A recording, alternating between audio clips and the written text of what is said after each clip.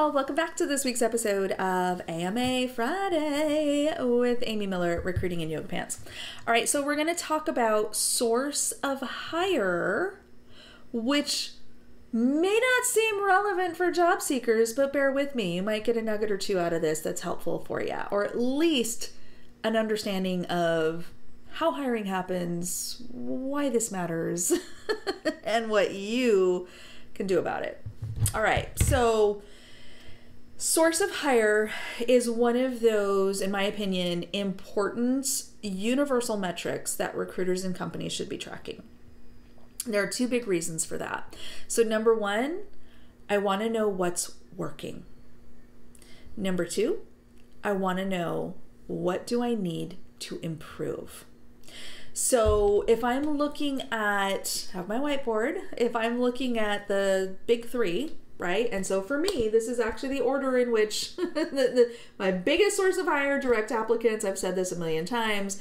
Next is my sourced, or my team or myself has gone out and found candidates for our open role. So talent acquisition sourced folks. And then referrals is actually my third biggest source of hire.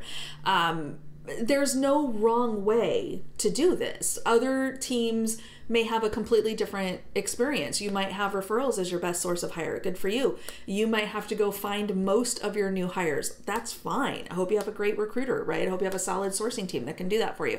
So there's no wrong way to do this. I don't want anyone to take away from this that I'm saying this is supposed to be. It not necessarily. I mean, it's nice because these are people who are proactively wanting to work here. I mean, that's a plus. But, again, and well, are you qualified, and can you actually do the job? And those questions have to be answered as well, right? Anyway, just saying. So what do we do with this data? So first of all, how do we know what's working? That's going to be the number one thing. So if we know direct applicants is it, and we're killing it in that regard, great. That's a pretty good indicator that our job postings are decent. May not great, but they're getting it done. Okay.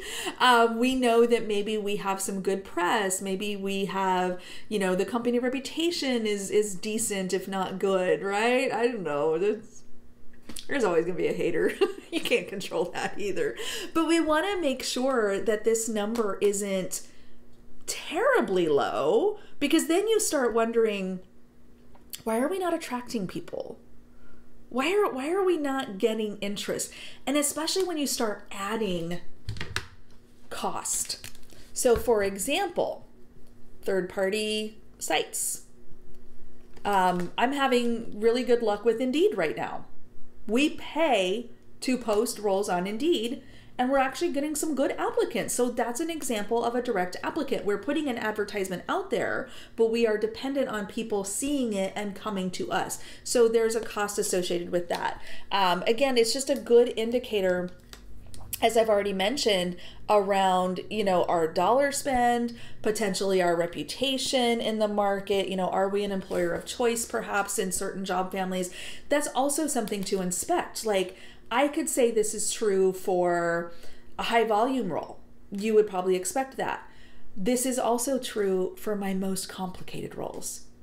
Oh, that's interesting. So you want to kind of look at that, look at the breakdown by job level, look at the breakdown by job family, maybe things like that, so that you understand what's working and maybe what needs tweaking. If we're not finding anybody on the software side, for example, through direct applications, what's going wrong?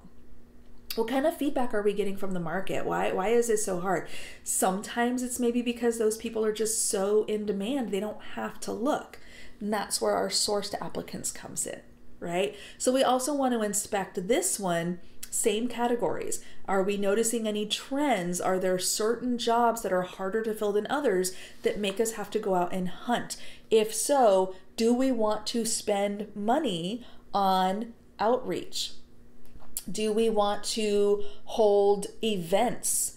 Do we want to maybe pay for specialized job boards, which again kind of goes back to like trying to bolster our direct applicant flow. There's lots of different data points we can learn from tracking this data as well to, again, what's working, what's not working. Same with referrals. A lot of times there's a bonus, right? Are people making referrals? Because here's the thing, this is random thought, just hit my head, okay? If our referrals as a source of hire is really low, now mine's more than 20% typically, 20-25% on average. Not terrible.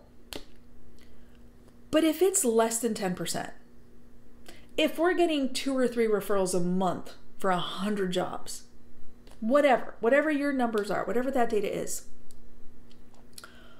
why don't people want to invite their friends to work here? You might want to start looking at retention, job satisfaction. I can't read my handwriting, so if you can't, don't worry about it. That says job satisfaction. Something to think about. So this is why these data points matter.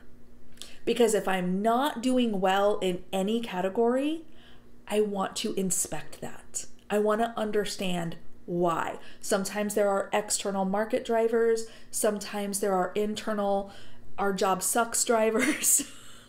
You know, our pay is too low could be a driver. Like, there's so many things that could be impacting our ability to deliver. So understanding where delivery is coming from helps.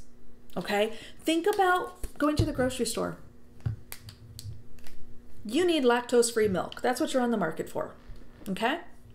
So you keep going to Safeway and they never have lactose-free milk. And so now you're mad because you can't get lactose-free milk because you keep going to the same store and they never have it in stock. And where am I going to get my lactose-free milk? Well, I have mine delivered, actually. Thanks, Smith Brothers. Right? Or maybe you go to Walmart instead. Or maybe, you know what I'm saying? So, or maybe you inspect, like, do we really need lactose free? Or are my kids just being, you know, dramatic? I don't know. So, I drink regular milk. My kids are, no. So, it's just one of those things that you have to inspect what's working and why. So, do we want more referrals? What's blocking us from getting more referrals? Is it one of these things? Do people know that we have a referral program? Are they happy in their jobs and want to bring their friends here? Things like that. All of these areas deserve inspection. And of course, there's so many subcategories there as well that can determine what's working and what's not working.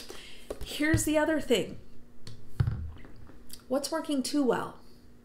This is going to sound counterintuitive, so bear with me, okay? But if I'm going back to my referral pipeline and, you know, 80% of my new hires are coming in through referrals, how's our diversity looking on that team? So there's a risk there. Are we indexing too hard on who we know? And potentially missing out on non-traditional applicants? Are we missing out on someone who doesn't look like the existing team? Are we missing out on, you know, maybe somebody who's perfectly qualified, well tenured, can do the job with their eyes closed, but they don't have the right degree from the right Ivy League school? These are things that we have to inspect. Now, this is not exclusive to referrals. We have the bias potentially of seeing that with sourced applicants. If my recruiting team or myself is heavily focused on, well, I got to go find FANG engineers, I'm missing an entire massive candidate pool that may not have that pedigree, which is why we spend so much time up front calibrating, working on job descriptions, and making sure that we're opening the door for that non-traditional applicant or someone who maybe looks different on paper or whatever that looks like. So understanding source of hire is important. I think the best teams have a variety of sources of hire. I would never want one single mechanism to be the absolute end all be all. I don't think that's necessarily the right approach either. If I were forced to pick one, of course, I would want direct applicants because I do like people who are excited and interested in our roles. But even that comes with the danger.